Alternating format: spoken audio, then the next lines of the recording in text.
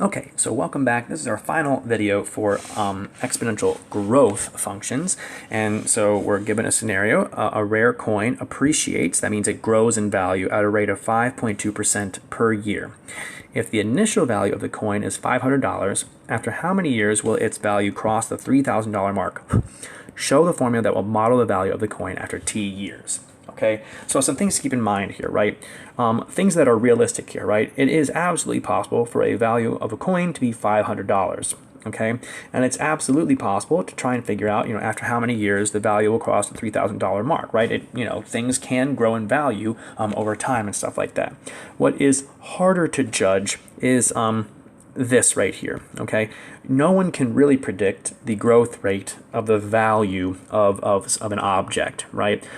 It's subject to a lot of different, variables, and, it's very difficult to predict how things are going to increase in value over time. Okay, so this is a part, and you can estimate, but it's not guaranteed to be true. So this is the more unrealistic part here, but we'll just do it again for the sake of this problem.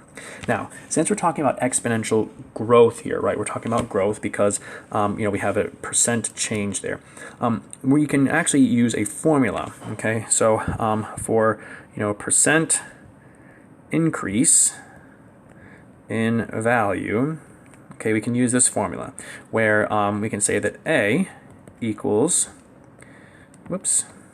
P times 1 plus R to the T. Okay, where A is the final value,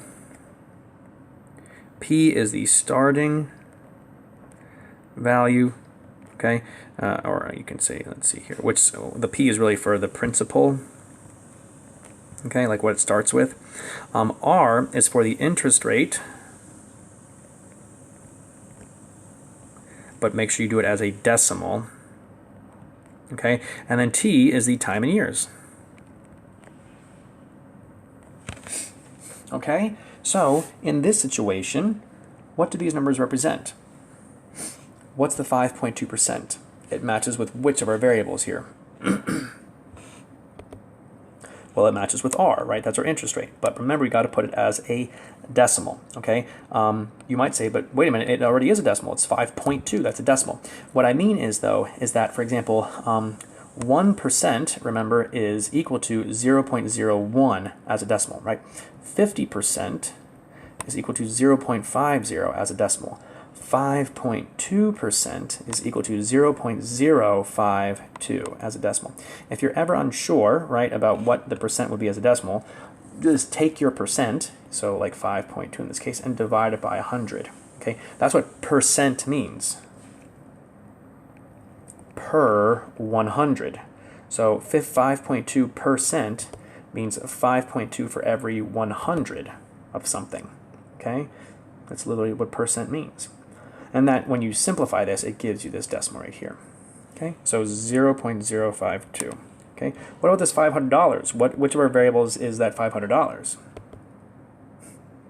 It's the P, the initial amount. Okay, and then what about $3,000? What's that? Well, that is the A, the final value. And so what are we solving for? Well, here's the question. How many years? So that's a T, right? And it tells you right there, after T years. That's what we're solving for here. So let's fill in what we know, right? $3,000 is A. Actually, I'm going to move it up here. 500 is P. And then 0.052 to the T. And then we will solve from here. So we will divide both sides by 500, which is 60? No, just 6. Okay? And then 1 plus 0.052 is 1.052 to the T. And then we can just use a logarithm. Doesn't matter. You can use natural log, you can use just regular log, you can use log base 2, whatever you want. We'll just use log.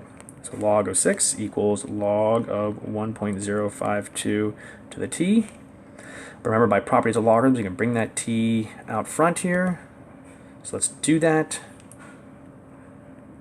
Okay, and then we'll divide the log of 1.052 on each side.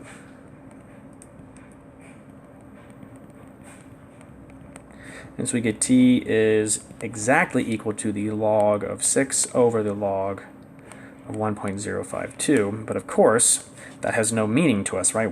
How many years is that, right? You would never tell someone that number of years. So we're going to type into a calculator here. Make sure you close the parenthesis around that 6 when you do that. And we get about 35.35 years. Okay, it didn't say to solve it, but I went ahead and solved it there. All right, so keep this formula in mind. We're going to use this a similar formula in the next unit on exponential decay, or next lesson on exponential decay.